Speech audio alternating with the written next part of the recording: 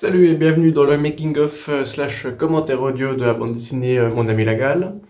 Merci d'être ici, tu fais certainement partie des 3 personnes que ça intéresse. Alors l'album, je l'ai écrit là, là,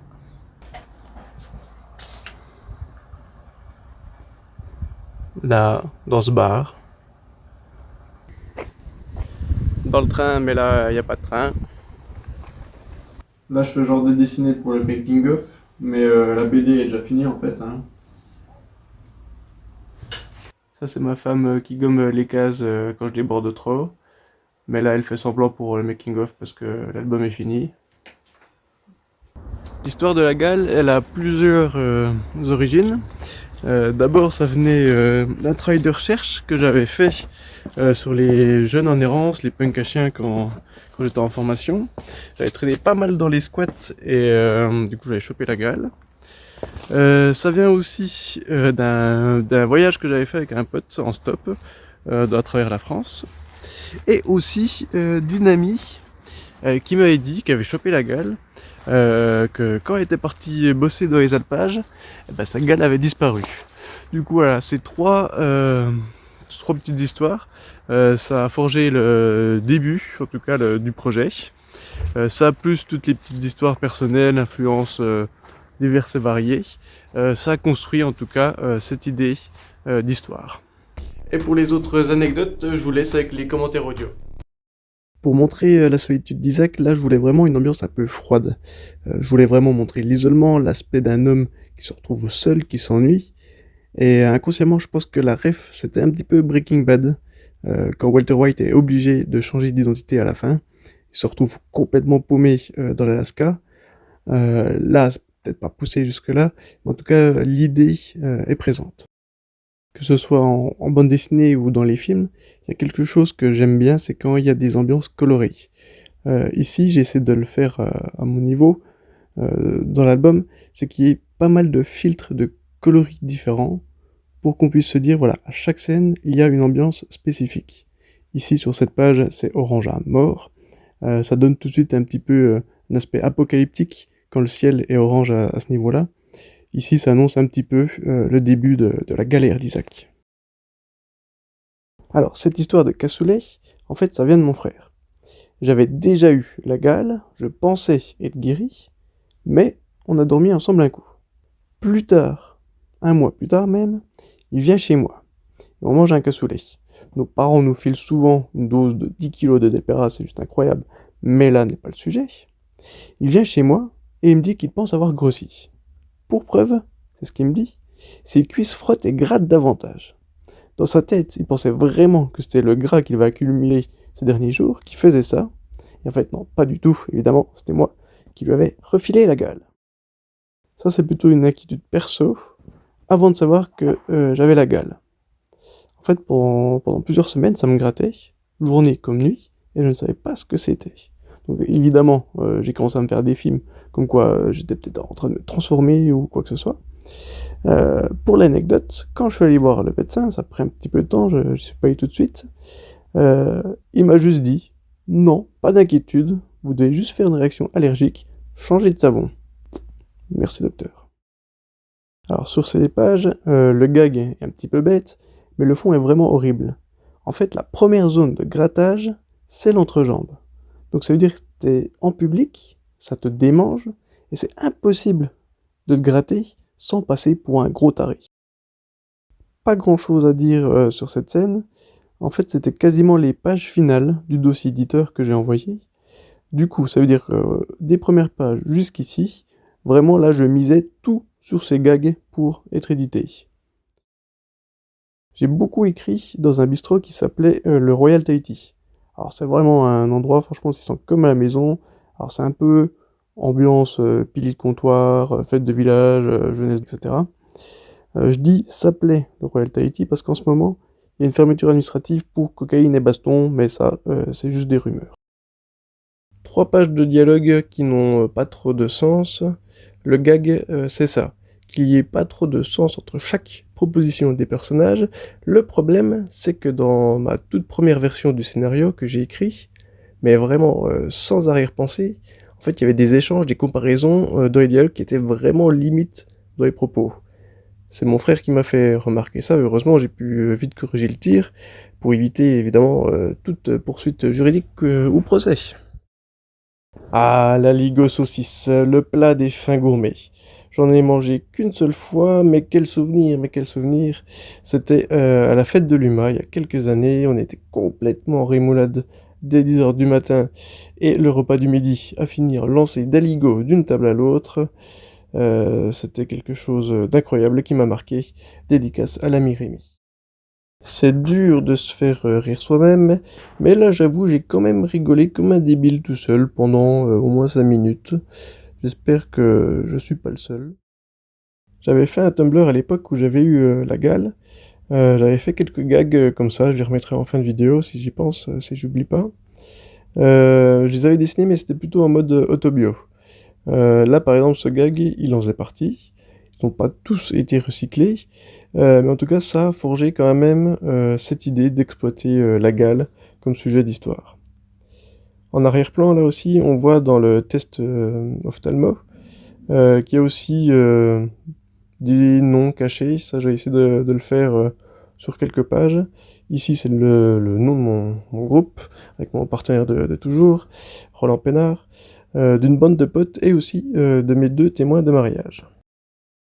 J'aimais bien l'idée du personnage d'Abraham qui vit dans sa propre réalité, il capte rien, il a des avis très personnels, très tranchés, il a un objectif, c'est le sien, et il essaie voilà, d'emmener les autres aussi dans sa barque.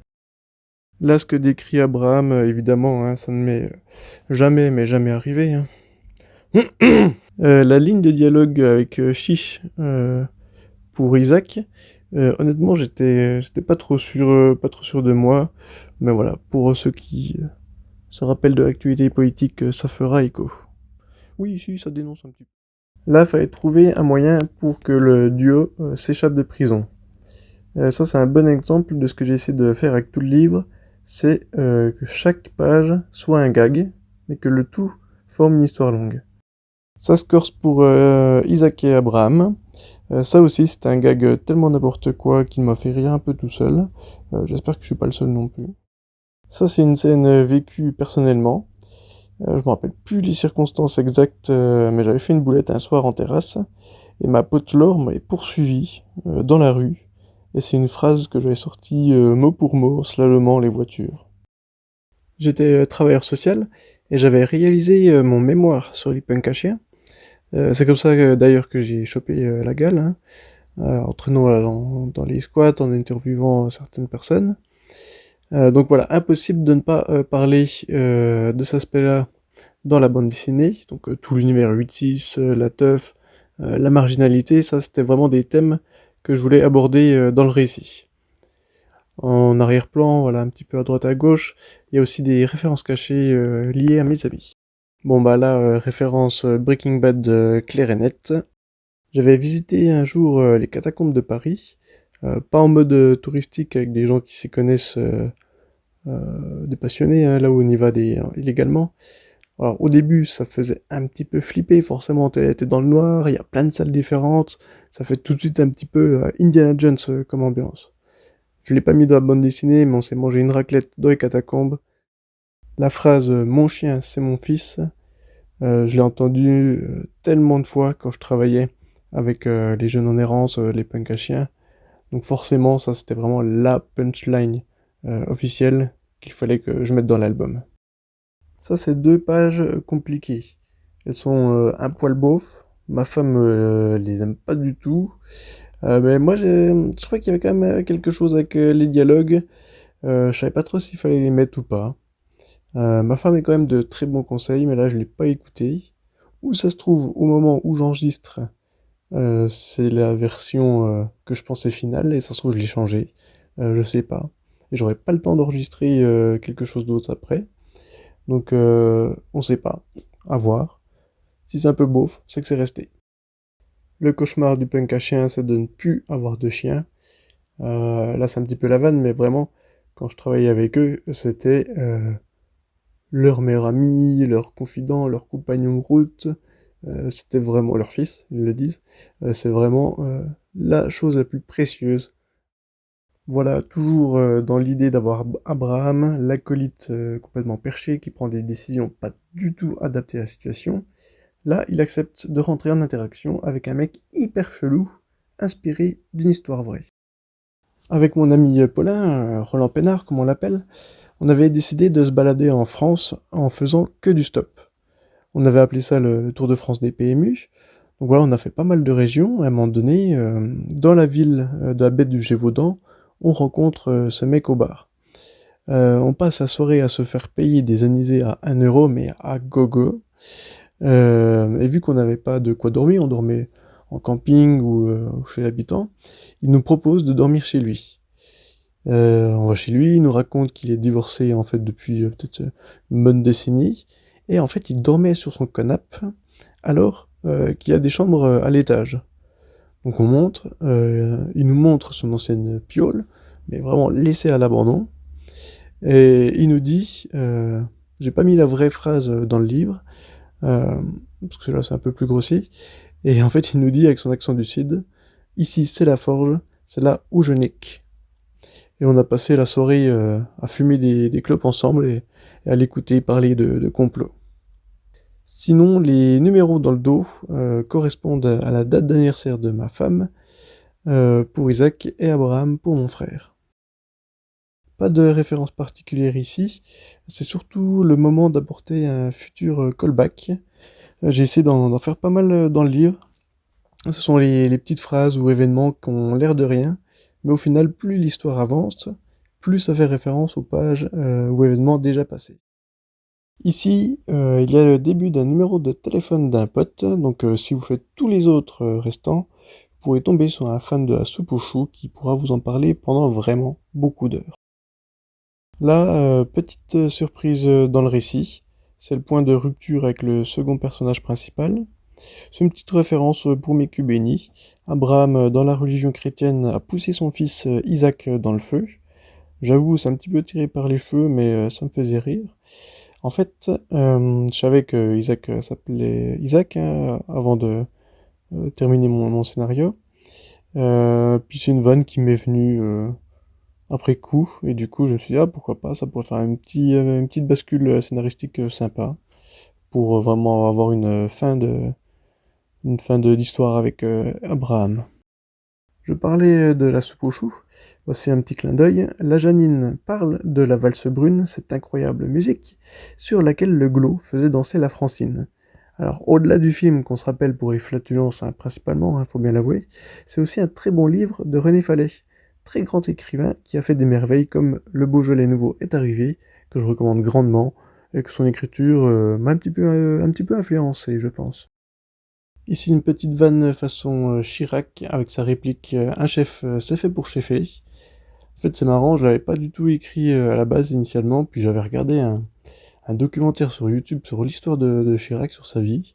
Du coup j'imagine que ça m'avait un petit peu influencé.